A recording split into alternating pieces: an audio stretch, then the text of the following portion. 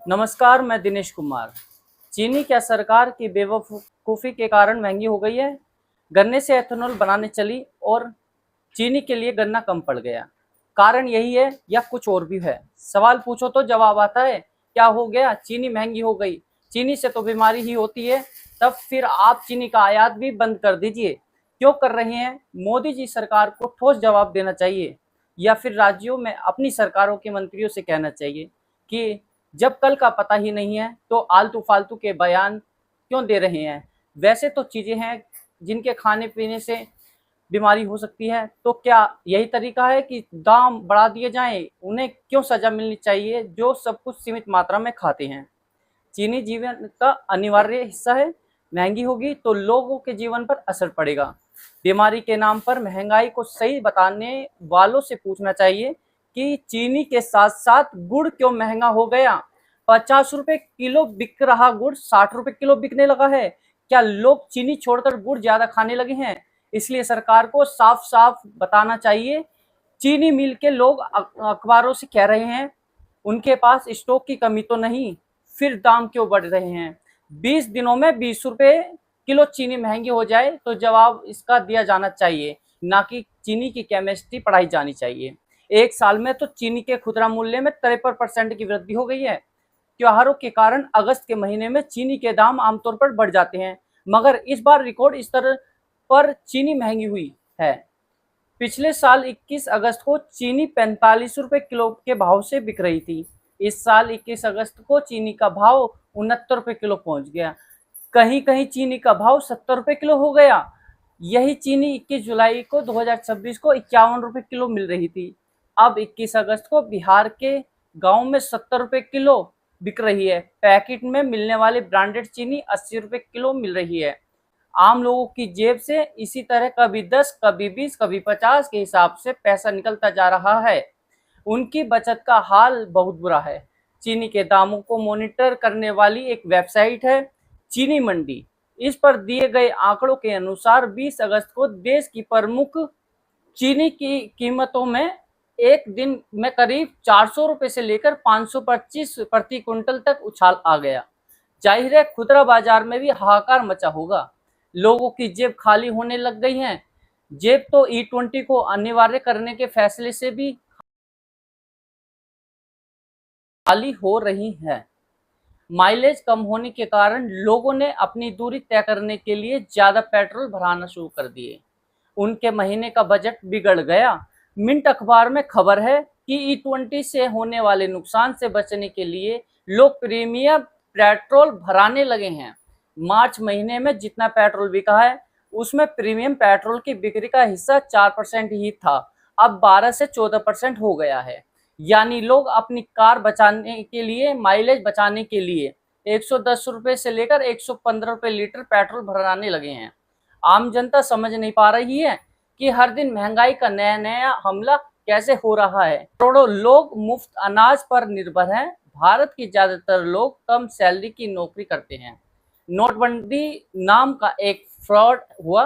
क्या हुआ? आज जितना डॉलर चलन में है उससे 3 गुना भारत का करेंसी नोट चलन में है। नोटबंदी को भी क्रांतिकारी फैसला बताया गया, जिस तरह E20 को बताया जा रहा है। हमारा सवाल है, क्या चीनी सरकार की बेवकूफी के कारण महंगी हो गई है? अगर ऐसा है तो इसकी कीमत जनता क्यों चुकाए? दुनिया में चीनी उत्पादन के मामले में भारत दूसरा बड़ा देश और चीनी सबसे ज्यादा खपत भारत में ही होती है। जून के महीने में रॉयर्स के राजेंद्र जाधव की रिपोर्ट आई कि भारत में चीनी का उत्पादन कम होता जा रहा है, जिसकी वजह से एल-निनो, जिसके कारण मानसून की बारिश कम होती जा रही है। दूसरी तरफ जो गन्ना उत्पादन हो रहा है उसका 10% हिस्सा एथेनॉल बनाने में खपने लगा है। इस वजह से भारत अगले 3 साल तक निर्यात करने की स्थिति में नहीं होगा।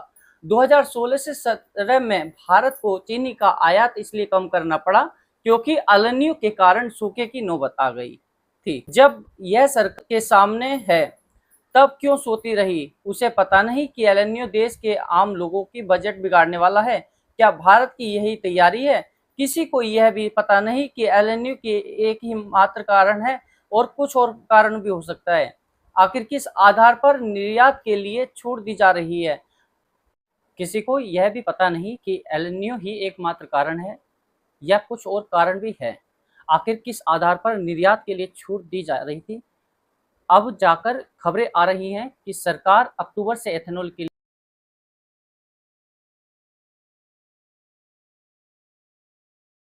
इस्तेमाल पर रोक लगा सकती है। चावल और मक्के से ही उत्पादन होगा ताकि चीनी का दाम बढ़ने से रोका जा सके।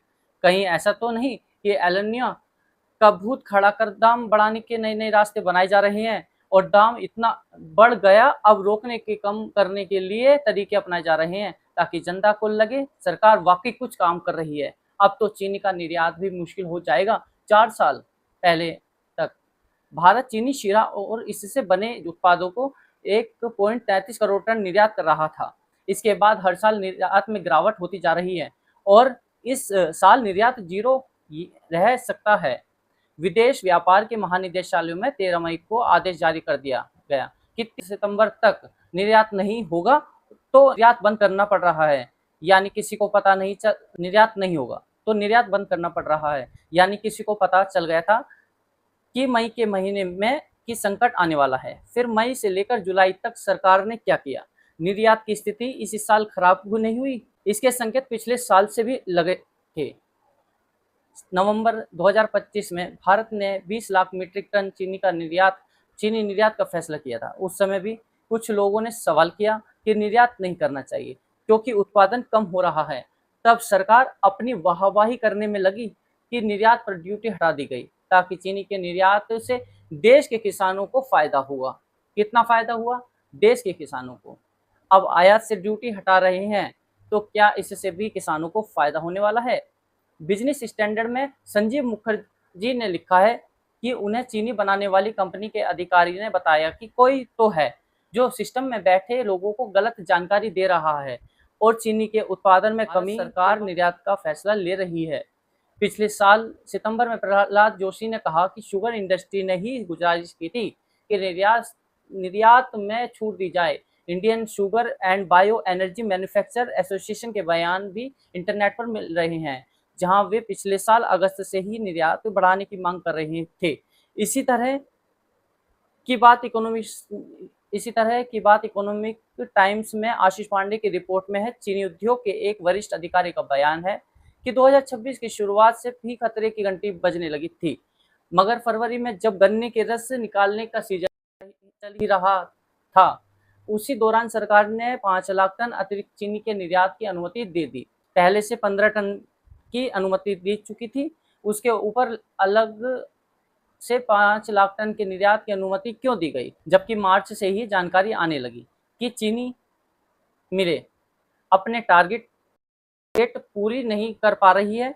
क्या सरकार इसका मतलब है कि गन्ने की सप्लाई उस समय से ही बाधित होने लगी थी? इसी अधिकारी ने भी उसी बात की ओर इशारा किया है कि सिस्टम को भ्रमित किया गया कि सप्लाई ठीक है, जबकि ऐसा नहीं था। यह वजह भी रही इस साल मार्च के महीने से चीनी का दाम बढ़ने लगा। मार्च में चीनी 41 रुपये किलो हो गई और इस समय चीनी का भाव 70 रुपये किलो बिक रहा है। दो अलग अलग अखबार की रिपोर्ट पढ़ने के कारण कुछ और समझ आता है। निर्यात का फैसला किसके फायदे के लिए किया जा रहा था? जब सप्लाई पर असर दिखने लगा, 5 महीने से पहले एथेनॉल के चक्कर में सारा देश गोल गोल एंड राउंडर घूम रहा था। E20 को लेकर 100 थ्योरी चलाई गई। बीजेपी के सांसद जनार्दन मिश्रा ने तो E20 का विरोध करने वालों से कहा कि शुद्ध पेट्रोल क्या तुम्हारे बाप के घर से आएगा? सरकार को बताना चाहिए कि E20 के चक्कर में पब्लिक का कितना पैसा खर्च हो रहा है।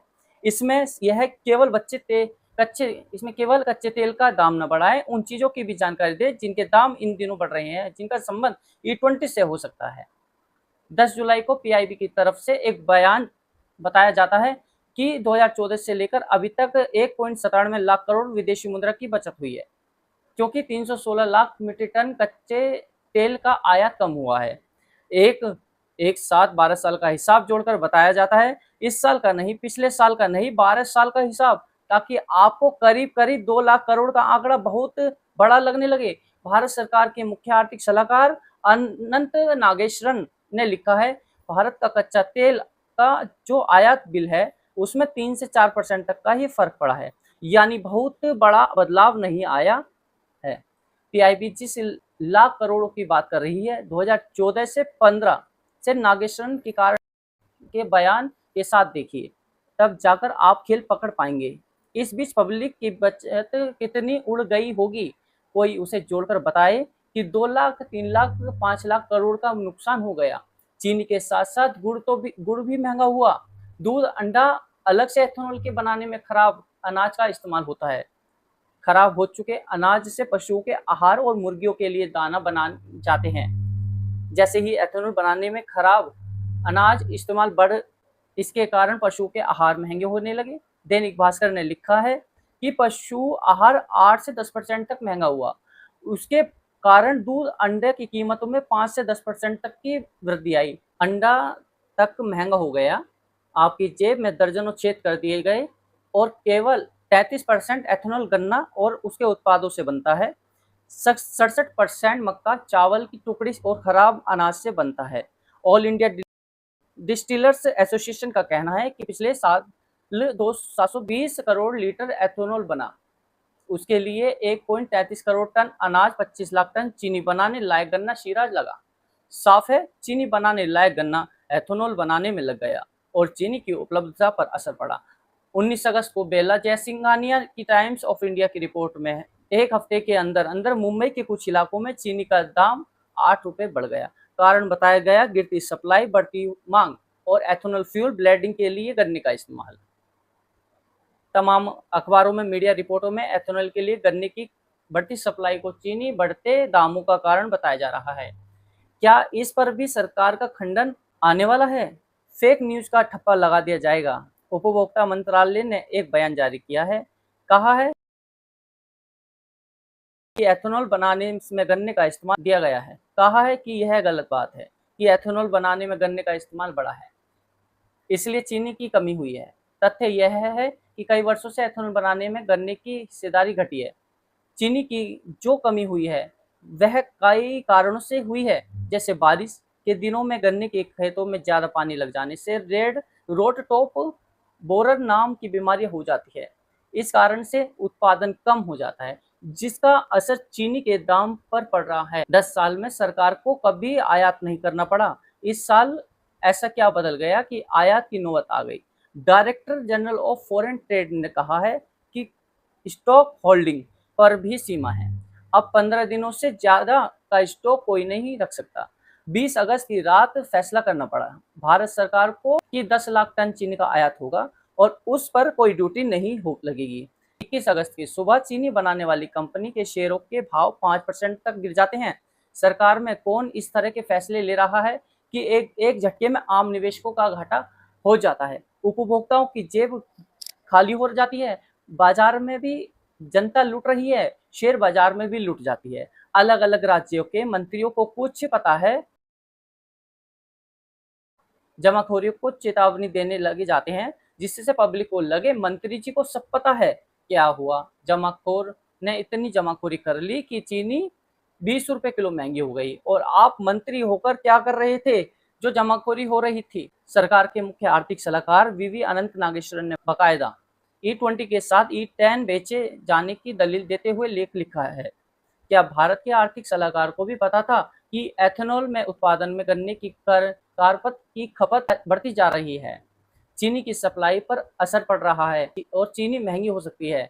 उनके लेख ने चीनी की उपलब्धता पर आधी पत्ती में इशारा किया गया है। इससे लगता है कि अंदाजा तो उन्हें भी रहा होगा, फिर उन्होंने खुलकर क्यों नहीं बात लिखी कि चीनी महंगी हो जाएगी। एथेनॉल के उत्पादन पर रोक लगानी चाहिए, कम करना चाहिए। आर्थिक सलाहकार है नागेश्वरन किस बात के आर्थिक सलाहकार हैं?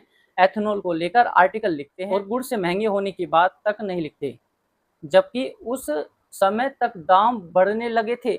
नागेश्वरन का लेख इंडियन एक्सप्रेस में 17 अगस्त को आया है कि करीब 8 करोड़ दोपहिया वाहन कार्बोरेटर पर चलते हैं, इन्हें E20 के इस्तेमाल से नुकसान होगा क्योंकि यह E20 के साथ टेबल नहीं है। 8 करोड़ दोपहिया वाहनों को नुकसान हो रहा है।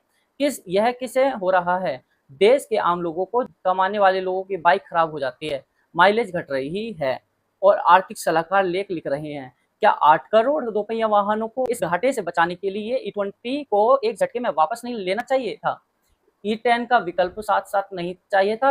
अनंत नागेश्वरन कहते हैं कि आप देश के हर दोपहिया वाहन में E20 का इंजन या फ्यूल पंप फिट करने लगेंगे तो सालों साल लग जाएंगे। इसलिए E20 के साथ E10 को भी लाना होगा।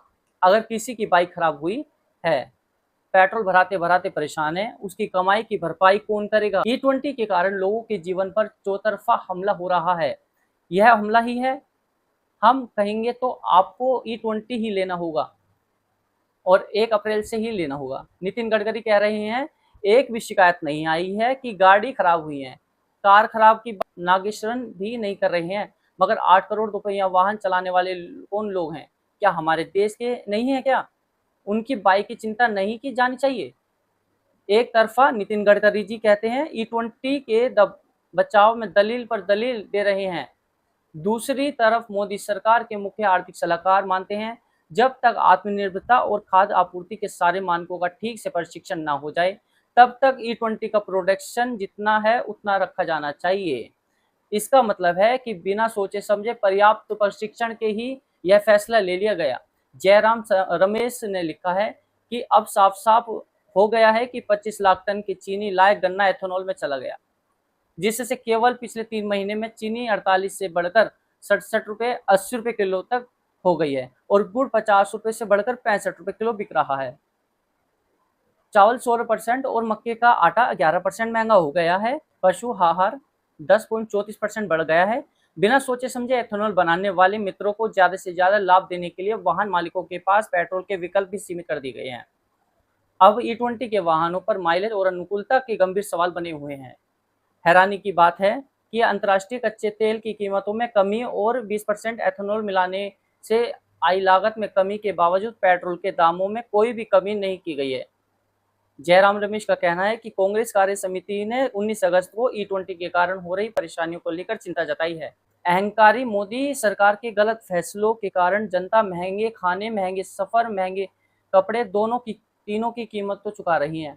हमारी मांग है E20 नीति तत्काल समीक्षा हो और जनता को बिना इथेनॉल वाला विकल्प दिया जाना चाहिए। गाड़ी भी महंगी पड़े, रसोई भी। ये E20 का जो मामला है ये बहुत बड़ा इशू है। नॉर्मली हम कहते हैं कि दाल में कुछ काला है, मगर ये दाल ही काली है। Brothers and sisters, this is a matter of sequencing. In any campaign, we have to decide the sequence of affairs. Our problem right now is that there is so much corruption that there's a huge line in what we have to sequence. Don't worry, this issue, we're going to take it up in a massive way, because this is destroying people's cars, destroying people's scooters, destroying people's lives, and literally is stealing directly from. Bharat में काम करने वाली आबादी बढ़ती जा रही है, लेकिन घरेलू बचत 2 दशक के निचले स्तर पर है। लोगों को समझ नहीं आ रहा कि इतनी मेहनत की जिंदगी के बाद उनके पास पैसे बच क्यों नहीं रहे हैं, जिंदगी जीना बेहतर क्यों नहीं हो रहा है। टैक्स पर टैक्स दिए जा रहे हैं, मगर चारों तरफ घटिया सुविधाओं का अंबार लग गया। पुलिस किसी को ना थाने में बुलाकर पीट देती है, अखबार लिखने पर पत्रकार के घर पहुंच जाती है। स्कूल की हालत देखने जा रहे आशुतोष रांका को गुंडे पीटने आ जाते हैं। कुल मिलाकर भीड़ और भगदड़ का आलम है। लोगों को समझने में कि उनका धर्म और राष्ट्र की राजनीति तो मजबूत हो गई, मगर किसी धर्म और राष्ट्र की नागरिकों की हालत कमजोर हो गई। चीनी की कीमतें क्यों बढ़ी, इस पर बात कीजिए। उस सरकार से पूछिए जो एक परीक्षा तक नहीं करा पाती है। उससे आप उम्मीद कर रहे हैं चीनी के दाम बढ़ने से रोकेगी। आप उम्मीद कम कीजिए।